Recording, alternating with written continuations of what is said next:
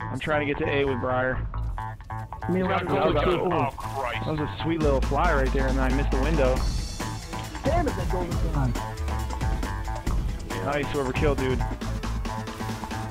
Okay, I gotta switch back to the other one. The scout rifle's just not doing it. Damn it, get him, Briar. He's right outside, so he's just chilling where he was before. He's not even trying to. No, he's coming in. He's coming in. He's coming in right now. Behind you. Yes! Yes! Yes! Yes! That was awesome.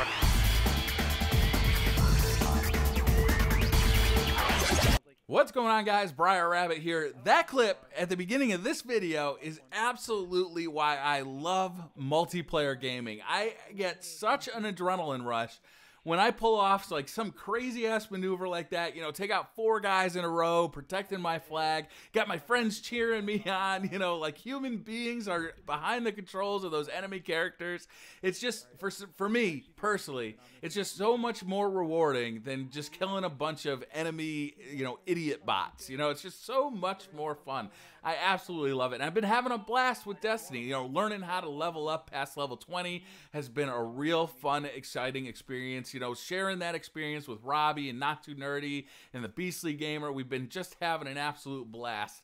I actually got a video coming out pretty soon, probably a little later this week, kind of sharing some of the experiences that we've had and kind of the tips and tricks that we've learned over our course of time with the game about how to level up kind of efficiently past level 20, because everybody knows it can be a grind, and there's definitely some tips and tricks and like kind of ways to maximize your progression past level 20. But that video is coming up a little later. What I actually want to talk about today is rage. So, you know, rage is definitely a topic in gaming. It's that rage feeling, you know, some people kind of thrive on it, it seems like, but to me, it's always seemed like an inefficient emotion, right? It's an emotion that probably has its roots back in the days where you had to protect you and your family from like a rampaging saber-toothed tiger or some shit like that.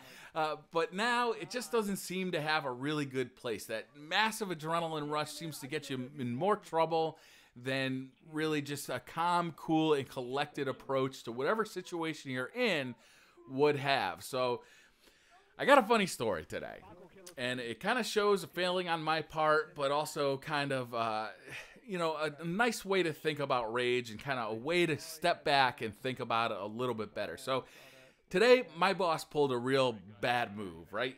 He told me to do something very specifically on Friday of last week, and then today, his boss got wind of it, and instead of taking, you know, stepping up to the plate and saying, you know, I told BriarRabbit to do this, he just blamed the whole situation on me. And I caught wind of this because his boss called me directly, contacted me directly, and, you know, to lecture me. And I said, whoa, wait a minute.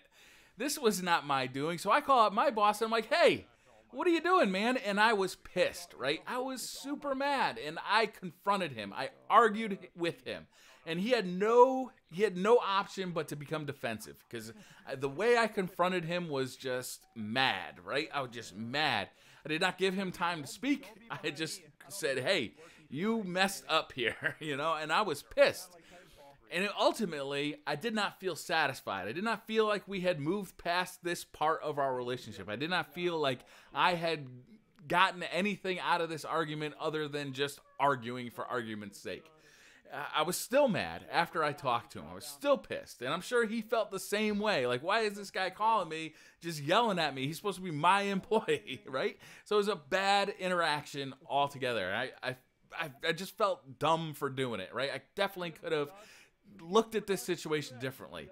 Not 5 minutes later, my kids call me. They're already home from school. I'm running late, and I'm on my way home, and they call me up.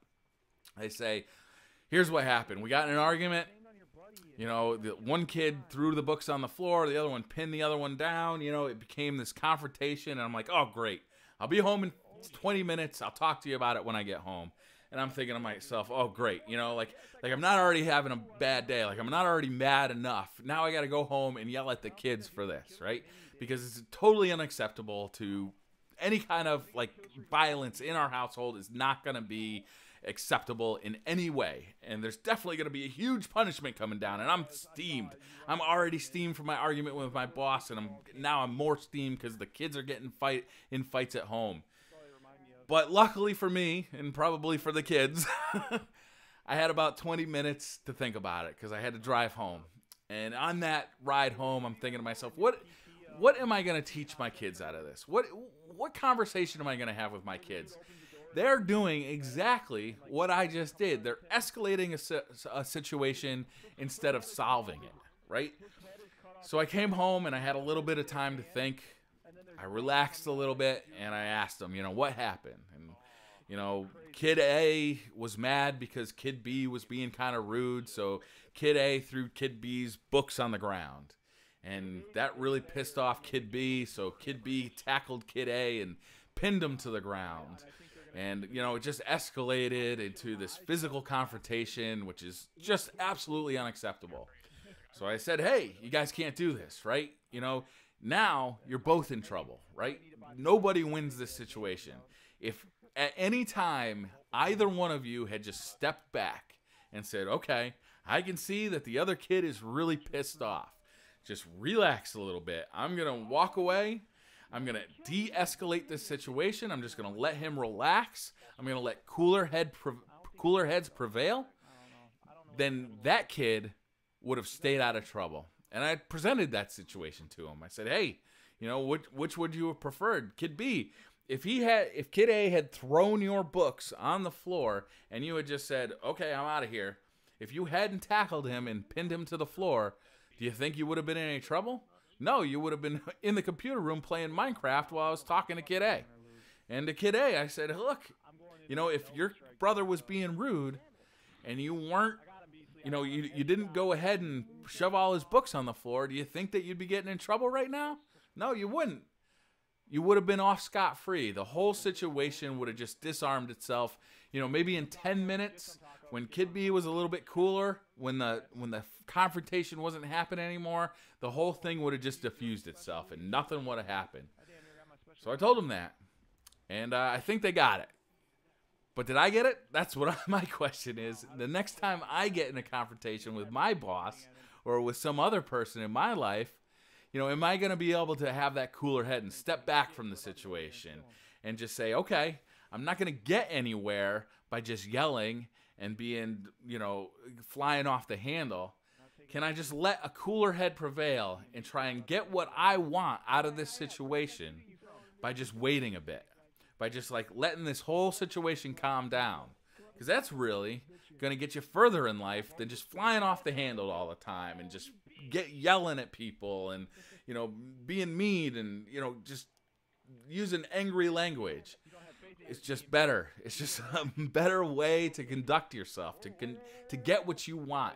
To get what you want out of your relationships, out of your, your work, out of everything. Every facet of life has relationships in it. Your boss in your relationship is going to dictate if you get a raise the next time it's, that opportunity presents itself. Are you going to get promoted? Is that kind of stuff going to happen at school? Your relationship with your teacher, is she going to give you the benefit of the doubt when you need a little extra help?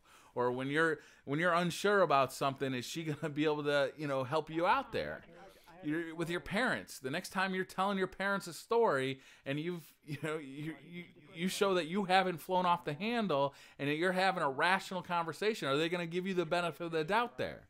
All of these relationships, people are going to learn that, hey, this guy or this girl is a rational person, right? They don't fly off the handle. They try and accommodate other people's beliefs. They try and accommodate other people's wishes, and they try and make things beneficial for every party involved. And that's what I failed at today in my confrontation with my boss. And that's what the kids failed at in their confrontation with each other. But hopefully, everybody learned a little something today. So, it's always hard. It's the funny thing about raising kids, too. It's something that I never expected. That you can actually learn from your kids just as much as they learn from you. In their actions, when you're trying to give them advice, you're kind of like talking to yourself. You're saying, am I following this advice? Am I doing the best I can to, make my relationships as productive as they could be? I don't know. You know, I don't know. And that's what I was wondering to myself today. So it was a kind of funny situation that right after I had this confrontation with my boss, the kids had the same exact kind of thing happen to them. And then I was put in the role of really examining that confrontation, really examining, does rage really work? And the simple answer is no. It really doesn't. Unless you're getting, you know, chased by a saber-toothed tiger. Then you probably want the rage. So thanks for listening, guys. I really appreciate it. I know this was a little off topic for a Destiny video. We'll be back on track with the tips and tricks stuff tomorrow. Thank you very much for watching. Hit that like button if you like this video. Hit subscribe if you're new to the channel. And I'll see you guys next time. Bye.